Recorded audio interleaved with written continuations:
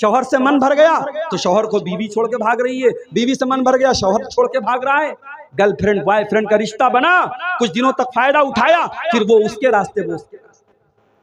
कितनी बड़ी बेगैरती है, कितनी बड़ी बेशर्मी है कि एक दूसरे के तन से फायदा उठाया जाए, एक दूसरे के शरीर से फायदा उठाया जाए और उसके बाद कहा जाता ब्रेकअप हो गया, ब्रेकअप हो गया। आज ब्रेकअप हुआ, कल पैचअप हुआ, इसके साथ ब्रेकअप हुआ, उसके साथ पैचअप हुआ। रिश्ता नहीं हुआ, कपड़ा है, डोरी है, बांध दी नहीं, ये रिश्ता है मेरे प्यारे से।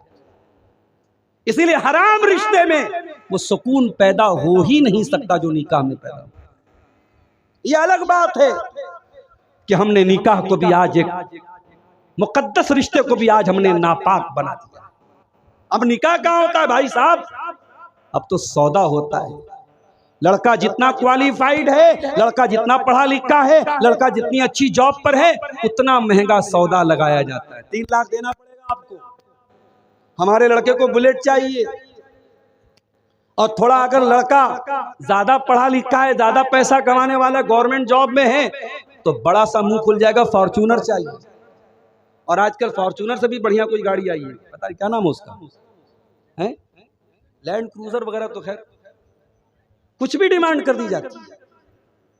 बेटियों का तुम सौदा कर रहे हो, बेशर्मी और बेगैरती की हद है।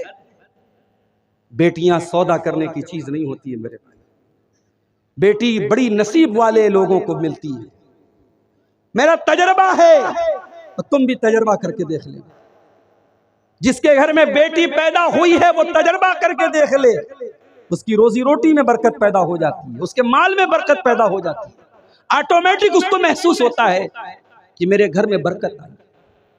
और जिनके घरों से बेटियां चली जाती हैं, उनका कारोबार मंदा पड़ जाता है, उनकी रोजी रोटी कमजोर हो जाती है। बेटियां बरकत लेके आती है मेरे साथ। औरत बेटी है, बरकत लेके आई, माँ है जन्नत लेकर के आई, बीवी है सुकून लेकर के आई। वमिन आयातिही अन खलक लकुम मिन अनफुसिकुम अज़वाजन लितस्कुनू इलैहा। मेरे बंधु, अल्लाह की बहुत बड़ी निशानी ये भी है कि उसने तुम्हारे जोड़े बनाए, तुम्हारी पत्नियों को बनाया, तुम्हारी बीवियों को बनाया। हाँ ए लोगों, इतने बड़े बड़े जलसे कर रहे हो, किस लिए कर रहे हो? जलसे का उन्वान क्या रहता है? मुआशरे की इस्लाह करना है। मुआशरे की इस्लाह कैसे होगी? जब तक घर की इस्लाह नहीं होगी। और घर की इस्लाह कैसे होगी? जब तक नेक घर वाली नहीं आएगी। इसीलिए अल्लाह के प्यारे नबी फरमाते हैं, तुनकहुल मरातु लिअरबईन। जब औरत का निकाह होता है, 4 चीजें औरत के अंदर लोग देखते हैं। ले मालिहा, पैसा देखते हैं, वले जमालिया, खूबसूरती देखते हैं, वले हसब या खानदान देखते हैं, वले दीनहा, और कुछ लोग दीनदारी देखते हैं। आपने फरमाया फज़फर बिज़ातिद्दीन, तुम दीनदार औरत को अपने घर में लेके आ जाओ, तुम कामयाब हो जाओगे। हो लोगों, दीनदार औरत को लेके आ जाओ, वो तुम्हारी सिगरेट छुड़वा देगी, वो तुम्हारा रजनीगंधा छुड़वा देगी, वो तुम्हारा सूद और ब्याज छुड़वा देगी। तुम नेक औरत को लेके तो आओ अपने घर में। तुम तो नेक कहाँ लाते हो? तुम तो खूबसूरत लाते हो, तुम तो अपनी बरादरी की लाते हो, अपने खानदान की लाते हो, तुम दीनदारी को नहीं देखते। औरत सुकून लेके आती है मेरे साथ। अच्छा, एक औरत है जिससे आपका कोई रिश्ता नहीं, जलसे में आप गए, वहां आपकी माँ भी है, बहन भी है, बेटी भी है। माँ का सम्मान करना है, बहन को इज्जत देना है, बेटी को इज्जत देना है। एक चौथी औरत आई, कोई रिश्ता नहीं है मेरा उसके साथ, मैं दूसरे गांव से आया हूं, वो मैयारपुर की लड़की है, मैयारपुर की औरत है, मेरा उससे कोई रिश्ता नहीं है। मैं भी जलसे में जा रहा हूं, वो भी जलसे में जा रही है, सामना हुआ। कुरान क्या कहता है? कुल्लिल मोमिनीना यगुज़्ज़ू मिन अबसारिहिम। ऐ मुसलमानों, कोई गैर लड़की तुमको नजर आ जाए, अपनी निगाहों को नीची कर लो, उसे घूर घूर के न देखो, अपनी निगाहों को उसके ऊपर न जमाओ, अपनी निगाहों को नीची कर लो। अल्लाह, इस्लाम ने औरत को कितना सम्मान दिया है। कोई गैर औरत है, कोई रिश्ता नहीं है, न बहन है, न बेटी है, न माँ है, लेकिन कोई गैर औरत भी है तो आपको उसे घूरने की इजाजत नहीं है, आपको उसे हरासमेंट करने की इजाजत नहीं है, आपको उसे परेशान करने की इजाजत नहीं है। आपके समाज में किसी औरत के बारे में अफवाह उड़ गई, वो औरत बदचलन है, आपने भी मजा लेने के लिए उसको लोगों से कहना शुरू किया, अरे फला की लड़की तो बदचलन है। आपके पास कोई प्रूफ नहीं है, आपके पास कोई दलील नहीं है, और आपने किसी औरत को बदचलन होने का आरोप लगाया, कैरेक्टर पर आरोप लगाया। तो कुरान क्या कहता है, वल्लज़ीना यरमूनल मुहसनाति सुम्मा लम यातू बिअरबाति शुहदा फजलिदूहुम तमानीना जल्दा। जो किसी बेकसूर औरत पर, किसी पाक दामन औरत पर बदचलनी की तोहमत लगाए, चरित्रहीन होने का इल्जाम लगाए, कैरेक्टरलेस होने का इल्जाम लगाए, उस औरत के ऊपर ज़िना का इल्जाम लगाए और 4 गवाह उसके पास न हो, इस्लाम ने जो सबूत मांगा है, जो गवाह मांगा है, अगर वो गवाह तेरे पास नहीं है, वो सबूत तेरे पास नहीं है, तो कुरान क्या कहता है, फजलिदूहुम तमानीना जल्दा। इल्जाम लगाने वाले को, तोहमत लगाने वाले को, झूठा इल्जाम लगाने वाले को 80 कोड़े मारे जाएंगे। वला तक़बलू लहुम शहादतन अबदा। और इस्लामी अदालत में उस इंसान की गवाही कभी कबूल नहीं की जाएगी। औरत के सम्मान और औरत के चरित्र की कितनी अहमियत। औरत पर आपने झूठा इल्जाम लगाया है, 80 कोड़े लगेंगे और अदालत आपको बैन कर देगी कि ये आदमी कोई भी गवाही देगा, इसकी गवाही अनएक्सेप्टेबल है, अस्वीकार्य है, इसकी गवाही कबूल नहीं की जाएगी। यह है औरत का सम्मान। मेरे प्यारे भाइयों, इस्लाम ने औरत को दबाया नहीं है, इस्लाम ने तो औरत को उठाया है। अल्लाह के प्यारे नबी जब अरब की धरती पर आए थे, इस औरत के ऊपर बहुत अत्याचार होता था। जानवरों की तरह यह औरत बाजार में बिका करती थी। एक एक औरत से 10-10 लोग शादी करते थे। पति के मरने के बाद आपके भारत की धरती पर भी 1400 साल पहले नहीं बल्कि 100 साल पहले भी सती प्रथा लागू थी। पति के मरने के बाद पत्नी को पति की चिता के साथ जला दिया जाता था। विधवा औरत और बेवा औरत का निकाह करना, शादी करना पाप माना जाता था, गुनाह माना जाता था। अरब के अंदर जब कोई शौहर मर जाता था, 1 साल तक उसकी बेवा औरत को एक काल कोठरी में बंद कर देते थे। उसी में लैट्रीन करती थी, उसी में पेशाब करती थी, उसी में खाना खाया करती थी, उसी में पानी पिया करती थी। 1 साल तक उसको सूरज की रोशनी देखने नहीं दिया जाता था। इस्लाम ने आकर इन कुप्रथाओं को रोका है। इस्लाम ने आकर इन बैड ट्रेडिशंस को, इन गलत ट्रेडिशंस को रोका है। और इस्लाम ने दुनिया को पैगाम दिया, व इज़ल मौऊदतु सुइलत बिअय्यि ज़ंबिन कुतिलत। ऐ लड़कियों को जिंदा जमीन में गाड़ने वालों, कल कयामत के दिन वो लड़की कयामत के दिन आएगी और उससे पूछा जाएगा, तेरे माँ बाप ने, तेरी माँ ने, तेरे बाप ने किस अपराध में तुझको मारा था, तेरा अपराध क्या था, तेरा कसूर क्या था। इस्लाम ने औरत की जान बचाई है मेरे प्यारे साथी। इस्लाम ने औरत को पर्दे में रहने का हुक्म और क्यों दिया है वो भी आप समझ लीजिए। बहुत आसान मिसाल मैं देता हूं, बहुत आसान मिसाल।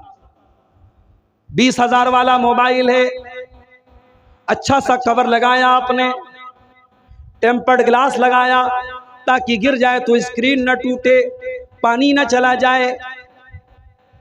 लेकिन आपने आईफोन ले लिया। नया वाला आईफोन कितने का आ रहा है? शायद 75,000 का या 1 लाख का आ रहा है नया वाला आईफोन। या वो एक और सैमसंग का कौन सा अल्ट्रा आ रहा है, 1,00,000-1.25 लाख का। इतना महंगा आपने मोबाइल लिया। मोबाइल महंगा है तो कवर और महंगा है, मतलब कवर भी उसी हिसाब का है। जितना कीमती मोबाइल है उसको प्रोटेक्ट करने के रास्ते उतने ही मुश्किल है, ताकि मोबाइल कीमती है, खो ना जाए, चोरी ना हो जाए, टूट ना जाए, गिर ना जाए। मेरी प्यारी माँ बहनों, इस्लाम आपको दुनिया की सबसे कीमती दौलत करार देता है। अल्लाह के प्यारे नबी फरमाते हैं, अद्दुनिया कुल्लुहा मताउन व खैरु मताइद दुनिया अल मरअतु सालिहा।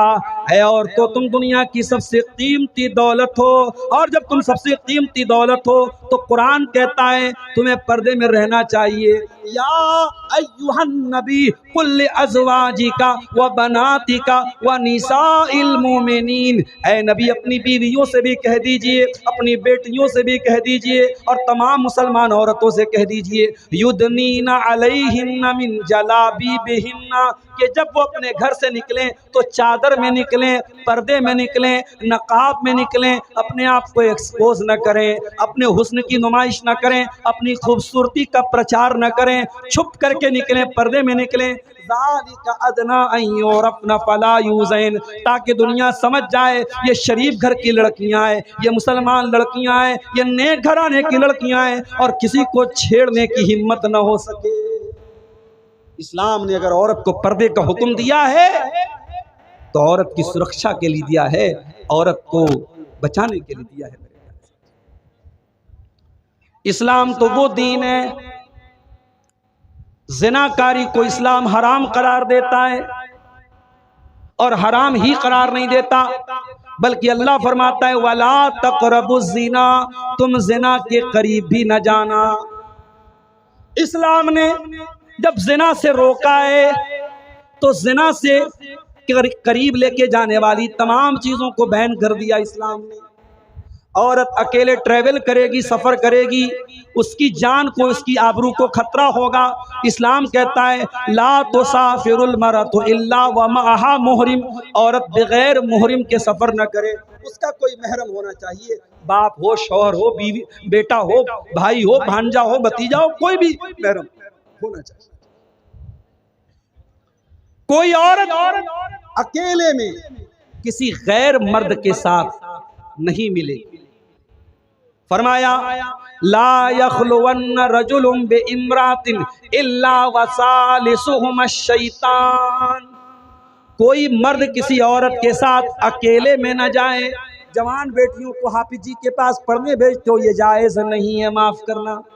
बहुत नेक इंसान है हाफिज साहब, बहुत अल्लाह वाले मौलवी साहब, मगर जवान बेटी को किसी मर्द के पास तालीम के लिए भेजना ये सही नहीं है। अगर पर्दे के बगैर तालीम हो रही है और आपकी जवान बेटी मौलवी साहब के पास और हाफिज साहब के पास जाके तालीम हासिल कर रही है, तो आप ज़िना को दावत दे रहे हो, आप हराम काम को दावत दे रहे हैं। कुरान कह रहा है वला तक़रबुज़ ज़िना, ज़िना के करीब भी मत जाओ। मस्जिद में औरत नमाज पढ़ने आ सकती है, नबी के दौर में भी औरतें आती थीं। एक सहाबी जिनका नाम अम्र बिन सलमा था, अपने कबीले में वही एकलौते थे जिनको कुरान याद था, और 6 साल के बच्चे थे वो। जब उनकी कौम के लोग ईमान लाए और नबी अकरम ने हुक्म दिया कि जाओ अपनी कौम को तुम लोग नमाज पढ़ो और तुम में से कोई आदमी इमाम बन जाए, जिसको कुरान ज़्यादा याद हो उसको इमाम बना दो। अम्र बिन सलमा के कबीले के लोगों ने गौर किया, पूरे कबीले में सबसे ज़्यादा कुरान अगर किसी को याद था, 6 साल के बच्चे को याद था, बच्चे का नाम अम्र बिन सलमा था, लोगों ने इमाम बना दिया। अम्र बिन सलमा कहते हैं मेरे पास एक ही कपड़ा था, एक ही चादर थी, वही मेरी लुंगी थी, वही मेरा कुर्ता था, एक ही चादर पहनता था मैं, उसको पहन करके मैं नमाज पढ़ाने लगा। जब मैं रुकू में जाता था तो मेरी सुरीन नज़र आ जाती थी, मेरी पीछे की शर्मगाह नज़र आ जाती थी। औरतों ने कंप्लेंट की, शिकायत की, कहा कि अरे कम से कम अपने इमाम की शर्मगाह तो ढाँप दो, अपने इमाम की पीछे की शर्मगाह तो कवर कर दो, इतना कपड़ा तो ला के उसको दे दो। हज़रत अम्र बिन सलमा कहते हैं मेरी कौम के लोगों ने मुझे चादर ला के दी, उतनी खुशी मुझे हुई कि उससे ज़्यादा मुझे खुशी कभी नहीं हुई थी। पता ये चला कि नबी के दौर में औरतें मस्जिद में आती थी, उनका इंतज़ाम होता था। आज सीमांचल में इतना बड़ा बेल्ट है अहले हदीसों का, जाके सर्वे कर लीजिए, जितनी मस्जिदों में जुमा की नमाज होती है जाइए और सर्वे कीजिए, कितनी जुमा की जामा मस्जिदों में जहां जुमा की नमाज होती है, कितनी जामा मसाजिद में औरतों की नमाज का इंतजाम है, जाइए पता कर। मेरा एक अंदाजा है कि शायद अगर 100 मस्जिदें होंगी जहां जुमा हो रहा है तो 90 मस्जिदों में औरतों का इंतजाम नहीं है। सीमांचल की बात कर रहा हूं। आपकी औरतें साल में एक बार जलसा हो रहा है, और माफ कीजिएगा आप यहाँ जलसा कम और मेला ज्यादा होता है। हम लोग जलसे में आते हैं, अपनी क़यामगाह से स्टेज तक आने में ही हम सारा मंजर देख रहे हैं। रास्ते में कौन तकरीर सुनने आया है, कौन मोबाइल पर कहाँ लगा हुआ है, कौन किसको देख रहा है, कौन किसको इशारा कर रहा है, कौन किसको देख के मुस्कुरा रहा है, हम लोग भी बड़ी दूर की नजर रखते हैं। मेरे प्यारे साथी, आप गौर कीजिए कि आपकी औरतें और लड़कियां साल में एक जलसे में आ रही हैं, और आप ये एक्सपेक्ट करते हैं, ये उम्मीद करते हैं कि वो दीन सीख लेंगी। नहीं मेरे प्यारे साथी, आपको जुमा की नमाज में भी औरतों का इंतजाम करना पड़ेगा। और आप ये मत कहिएगा हम बहुत गरीब लोग हैं। नहीं, आप गरीब लोग नहीं हैं। आपकी शादियां देख के नहीं लगता है कि आप गरीब हैं। 200 बारातियों को आप जब चिकन भी खिलाते हैं, मटन भी खिलाते हैं, तब नहीं लगता कि आप गरीब हैं। जब 3-3 लाख रुपया जहेज देते हैं लड़कियों को, तब नहीं लगता गरीब हैं। आप अगर चाहें, हर वो मस्जिद जहां जुमा की नमाज हो रही है, अगर गांव वाले चाहेंगे, और इसी मनिहारी के इलाके में मैंने बाज़ इलाकों में देखा है, लोगों ने अपने गांव में कलेक्शन करके लाखों रुपए की ईदगाह बना ली है। आप चाहेंगे, हर मस्जिद में जहां जुमा की नमाज हो रही है, औरतों का इंतजाम हो सकता है। और आज के इस दौर में बहुत जरूरी है मेरे प्यारे साथियों, औरतों का इंतजाम। लेकिन अगर जुमा की नमाज में औरत जुमा की नमाज पढ़ने आ रही है, तो मेरी प्यारी माँ बहनों, कान खोल करके सुन लो। अल्लाह के प्यारे नबी फरमाते हैं, अगर कोई औरत खुशबू लगा करके मस्जिद में आती है, नमाज पढ़ने आ रही है, जुमा पढ़ने आ रही है, तरावी पढ़ने आ रही है, अगर वो खुशबू लगा करके मस्जिद में आती है, तो 40 दिन तक उसकी नमाज कबूल नहीं होगी। 40 दिन तक उसकी एक टाइम की नमाज कबूल नहीं होगी। जो औरत सिर्फ खुशबू लगा करके मस्जिद में आई है, मेरी प्यारी माँ और बहनों, जब मस्जिद में आपको खुशबू लगा करके आने की इजाजत नहीं है, तो कटिहार और मनिहारी के बाजार में, और पूर्णिया के गुलाब बाग में, और किसी वाटर पार्क में, और किसी रेस्टोरेंट में, और किसी मॉल में आपको बेपर्दा और मेकअप करके और खुशबू लगा करके जाने की इजाजत कैसे हो सकती है? मेरे प्यारे साथी, औरत पर्दे में रहेगी, दीन सीखेगी, इस्लाम सीखेगी। मैं नहीं कहता कि सारी बच्चियों को मदरसे में डाल दो, मगर जा करके सर्वे कर लो कि स्कूलों में पढ़ने के नाम पर क्या क्या हो रहा है। आज हमारी कौम की बच्चियां इंग्लिश मीडियम स्कूल में पढ़ रही हैं। स्कूल का एनुअल फंक्शन हुआ, स्कूल वालों ने कहा आपकी बेटी डांस बहुत अच्छा करती है, हम चाहते हैं हमारे एनुअल फंक्शन में आपकी लड़की डांस करे। माँ ने शौहर से कहा, बीवी ने शौहर से कहा, हमारी बिटिया बड़ा अच्छा डांस करती है, स्कूल वालों ने खुद से नाम दिया है, चलो डांस करवाते। स्कूल का फंक्शन हुआ, स्टेज पर आपकी जवान लड़की नाच रही है, और आप वीडियो बना रहे हैं और फख्र से अपने स्टेटस पे लगाए हैं, माई डॉटर इज डांसिंग, मेरी बेटी डांस कर। अरे बेगैरत, अपनी डांस करती हुई बेटी को देखकर तुझे चुल्लू बदमानी में डूब मरना चाहिए। तेरी कौम की बेटियां डांस कर रही हैं और तू फख्र से देख रहा है, और तू वीडियो बना रहा है, और तू इंस्टाग्राम पे डाल रहा है, और तू फेसबुक पे डाल रहा है। और माफ करना, ये काम अभी तक तो इंग्लिश मीडियम स्कूल वाले करते थे, अब मदरसे वाले कहां पीछे रहेंगे। अब मदरसों में भी ये काम हो रहा है, बड़ी बड़ी बच्चियों को स्टेज पे लाया जा रहा है, और डांस तो नहीं है, एक्शन हो रहा है, एक्शन। शराब का नाम बदल के विस्की रख दिया जाए, रम रख दिया जाए, बियर रख दिया जाए, तो शराब हलाल नहीं हो जाएगी। ये डांस को आप एक्शन का नाम दे तो डांस सही नहीं हो जाएगा। ठीक है, बच्ची आ रही थी, वो माइक पर आके उसने नात पढ़ दी, हमद पढ़ दी, उसने कोई छोटी सी तकरीर कर दी, वहां तक तो ठीक था। ये एक्शन के नाम पे कौन सी बला आ गई भाई? लड़कियों को तालीम दो मेरे प्यारे साथियों, तालीम के नाम पे उनकी इज्जत का जनाजा मत निकालो। और कान खोल के सुन लो, इस उम्मत की औरतों ने हर दौर में दीन की तालीम का झंडा बहुत बुलंद किया है। अगर आपको मेरी बात में शक है तो जाइए हजरत आयशा की जिंदगी के बारे में पढ़ लीजिए, और कभी मौका मिला इंशाअल्लाह तो इसी सीमांचल के इलाके में, तकरीर का तो मैं वादा नहीं करता, जुमा के खुतबे में एक मौजू रखूंगा, हजरत आयशा की पूरी सीरत बयान। वैसे यूट्यूब पर मैं बनारस में तकरीर कर चुका हूँ, यूट्यूब पर मौजूद होगी, लेकिन आपके इलाके में शायद इस मौजू पर मैंने तकरीर नहीं किया है। हजरत आयशा की पूरी जिंदगी के बारे में क्या इल्म था, क्या नॉलेज थी, क्या ज्ञान था। बड़े बड़े सहाबा कहते हैं जब हमारे ऊपर मुश्किल आती थी, हमें कोई मसला नहीं समझ में आता था, हम हजरत आयशा से सवाल किया करते थे और हजरत आयशा जब जवाब दे देती थी सबका मुंह बंद हो जाता था। इतनी नॉलेज अल्लाह ताला ने हजरत आयशा को दी थी। ओ मेरी प्यारी बहनों, तुम्हारे लिए आइडियल न तो सानिया मिर्जा है, न बॉलीवुड की हीरोइन है, न क्रिकेटर्स हैं, आपके लिए आइडियल खवातीन अगर हैं, मेरी प्यारी माँ बहनों, इस उम्मत की सबसे बेहतरीन औरतें हैं, नबी की बीवियां हैं, अल्लाह के प्यारे नबी की बीवियां हैं, ये इस उम्मत की सबसे आइडियल औरतें थी।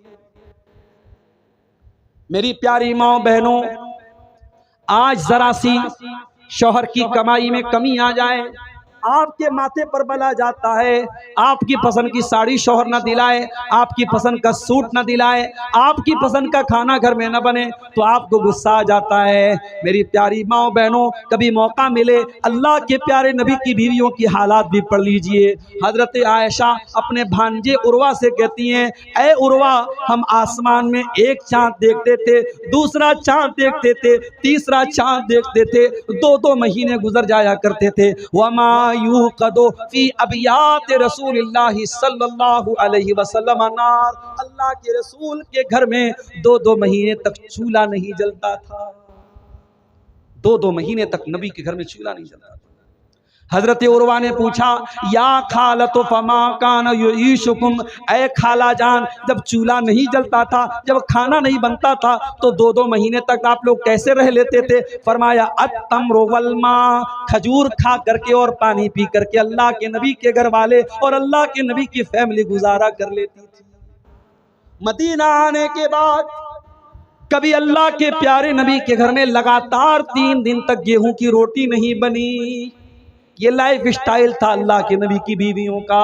मेरी प्यारी माँ बहनों, अगर ऐसी जिंदगी आपको गुजारने दे दी जाए, आप तो 1 हफ्ता नहीं रह पाएंगी। नबी की बीवियों ने सारी जिंदगी नबी के साथ गुजारा किया, कभी लब पर कोई शिकवा न लाई, कभी जुबान पर कोई शिकायत नहीं लाई। एक मर्तबा, आज मैंने घड़ी नहीं लगाई है, टाइम ज्यादा हो जाए तो पता है 12 बज चुके हैं, मेरे निकलने का भी टाइम हो रहा है।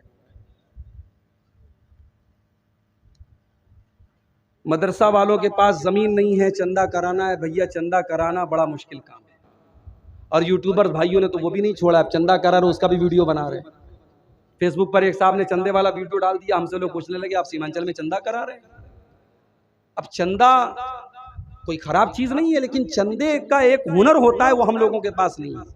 वो जो हमारे हज़रत अली साहब हैं, अख्तर आलम मिफ्ताही साहब हैं, और भी जो बंगला मुकर्रीन हैं, वो बेचारे चंदा लोगों को पकड़ पकड़ के, दबाव डाल के, जोर डाल के, जो 5000 लेने वाला उसकी जेब से 10,000 निकलवा लेते, वो सब हुनर हम लोगों के पास नहीं है मेरे भाई। हम जुबान से कह सकते हैं, टाइम हमारे पास कम है। मैं तकरीर के आखिरी पॉइंट पर हूँ, 5 मिनट आपके सामने रुकूंगा तकरीर ख़त्म करके। आपको जो चंदा देना हो, अगर आप मोहब्बत रखते हैं मदरसे से, दीन से, उलमा से, और आप चाहते हैं कि कौम की बच्चियाँ एक अच्छे इदारे में पढ़ें, आप आइए और अपना चंदा यहाँ लिखवाइए, दे के जाइए। मैं सबके लिए दुआ करता हूँ, अल्लाह सबके चंदे को कबूल फरमाए। आखिरी बात रख रहा हूँ, 12 क्रॉस हो रहा है। मैं बात ये कर रहा था औरत की तालीम के बारे में, हजरत आयशा के बारे में मैं बात कर रहा हूं। हजरत आयशा, बाप बीमार है, हजरत अबू बकर सिद्दीक बाप से मिलने के लिए, बड़े गौर से सुनना मैयारपुर वालों, हजरत आयशा अपने अब्बा जान अबू बकर सिद्दीक से मिलने के लिए गई। अब हजरत अबू बकर का आखिरी टाइम है। जब बाप ने बेटी को देखा, बेटी कोई मामूली बेटी तो नहीं है, नबी की सबसे प्यारी बीवी है। हजरत अबू बकर ने पूछा, ऐ बेटी, ये बता कि जब अल्लाह के नबी का इंतकाल हुआ था तो आपको कितने कपड़ों में कफनाया गया था?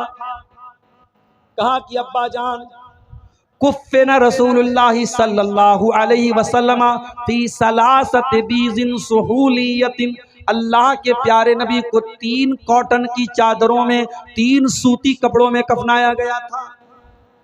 कहा कि ऐ मेरी बेटी, ये मेरा कपड़ा रखा हुआ है, वहीं पर सफेद रंग का एक कपड़ा रखा था जो बीमारी के दिनों में हजरत अबू बकर पहना करते थे, उस पे दाग धब्बे भी लगे थे।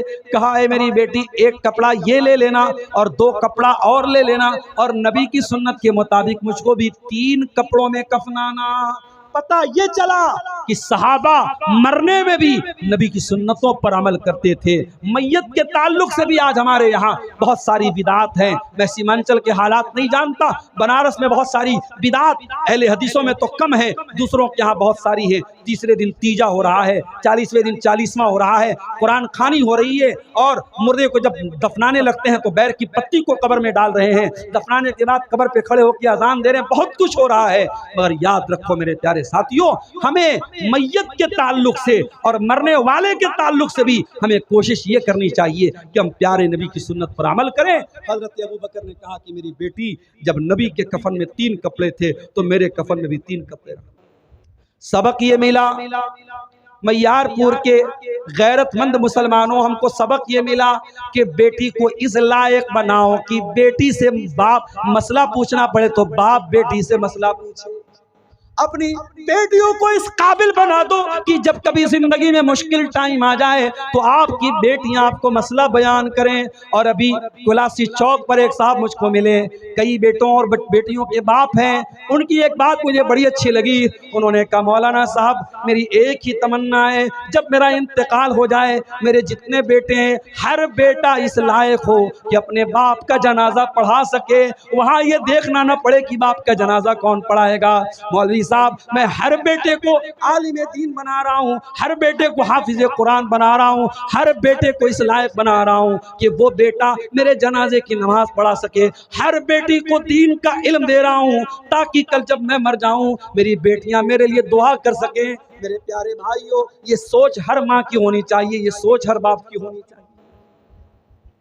अपनी औलाद को इल्म दीन सिखाओ। मेरे साथ मैं नहीं कहता आप इंग्लिश मीडियम स्कूल में पढ़ाओ, आपका बेटा आईएएस ऑफिसर बन जाए, बड़ी खुशी की बात है। हमारी कौम को आईएएस ऑफिसर्स की भी जरूरत है। आपकी बेटियां डॉक्टर बन जाएं, हमारी कौम को लेडीज डॉक्टर की भी जरूरत है। आपके बच्चे वकील बन जाएं, हमें अपने कमजोर और मजलूम भाइयों का केस लड़ने के लिए अच्छे वकीलों की भी जरूरत है। लेकिन माफ करना, हमें वकील वो चाहिए जो रिश्वत ना ले, ईमानदार हो, अल्लाह से डरने वाला हो। हमें डॉक्टर वो चाहिए जो मरीजों का खून न करे, मरीजों का खून न चूसे, जो ईमान। अभी लखनऊ का एक डॉक्टर है, सर्जन है, माशाल्लाह चेहरे पर दाढ़ी भी है, तहज्जुद पढ़ता है, और जब मरीज का ऑपरेशन करता है, मुझे लखनऊ के एक साहब ने बताया मौलाना साहब इतना बेहतरीन डॉक्टर है कि ऑपरेशन के पहले 2 रकात नमाज पढ़ता है, और ऑपरेशन के वक्त ये कहता है कि देखो भाई मैं मुआलिज हूँ, मैं सर्जन, मैं इलाज कर रहा हूं, लेकिन शिफा अल्लाह के हाथ में है। और 5 टाइम का नमाजी है, सोमवार को नफिल रोजा रखता है, जुमेरात को नफिल रोजा रखता है। आज ऐसे डॉक्टर भी हमारी कौम को चाहिए मेरे प्यारे साथियों, जो दीनदार हों। आज हमारे कौम को अच्छे वकील भी चाहिए, आज हमारे कौम को अच्छे पॉलिटिशियन भी चाहिए जो ईमानदार हों, जो नेक हो, जो दीनदार हों। मैं तालीम से मना नहीं कर रहा हूं, लेकिन हाँ, मकान की फाउंडेशन मजबूत होनी चाहिए। अपने बेटों और बेटियों को दीन की तालीम दो। मेरे प्यारे साथियों, हम अल्लाह से दुआ करते हैं रब्बुल आलमीन हमें अपनी बेटियों को दीनी तालीम देने की तौफीक अता फरमा। इलाल आलमीन, ये मदरसा रौज़तुल बनात जो इस इलाके का एक मदरसा है, और भाई ने कहा कि मदरसे के पास ज़मीन नहीं है, मैं आप सबसे अपील करता हूँ, आइए अल्लाह के इस दीन के दरसगाह में और इस इल्म के मरकज में अपनी गाड़ी कमाई में से आप जो भी देंगे, 1000, 500, 10,000, 5,000 जो भी देंगे, आपका ये चंदा इंशाअल्लाह ज़ख़ीरे आखिरत बनेगा। आज दुनिया में लोग पूछते हैं कि हमें कोई ऐसा इन्वेस्टमेंट बता दो जहां हम 10 रुपया लगाएं हमको 100 रुपया मिल जाए, डबल मिल जाए। मेरे भाइयों, आखिरत का ये इन्वेस्टमेंट है। यहाँ आप जो पैसा लगाएंगे अपने लिए, वो इंशाअल्लाह आखिरत में ज़ख़ीरा बनेगा। अल्लाह ताला, ये देखिए किसी भाई ने ये पैसा, मैं नाम नहीं ले पाऊंगा, टाइम कम है, निकलना है, आप बगैर नाम के आइए और चंदा देते हुए जाइए। अल्लाह आप सबके चंदे को कबूल फरमाए। तस्वीर खींचना कैसा है, क्योंकि आजकल ज़्यादातर जलसे के इश्तिहार में बड़े बड़े आलिम दीन, जैसा कि आप सबका भी तस्वीरों को इश्तिहार में छापा जाता है, ये कहाँ तक सही है? कुरान हदीस की रोशनी में हम सामीन को जवाब। अब्दुल शकूर साहब को लेकर आए हैं, जो भी वॉलंटियर हजरात हैं, जिम्मेदारी दिया हुआ है, वो अब्दुल शकूर साहब को लेकर आइए। आप लोग बैठिए, सिर्फ कैमरा वाले को बोला गया है कि रिकॉर्डिंग बंद कीजिए। अभी आप लोग बैठिए। कैमरे की तस्वीर के बारे में बहुत सारे उलमा का ये मौक़िफ़ है कि ये हराम नहीं है। कैमरे की तस्वीर कोई पेंटिंग नहीं है जिसमें तस्वीर में इंसानी बदन का एक एक अज़्व बनाया जाए। जो जिस तस्वीर को हदीसों में हराम करार दिया गया उसमें यह कहा गया कि क़यामत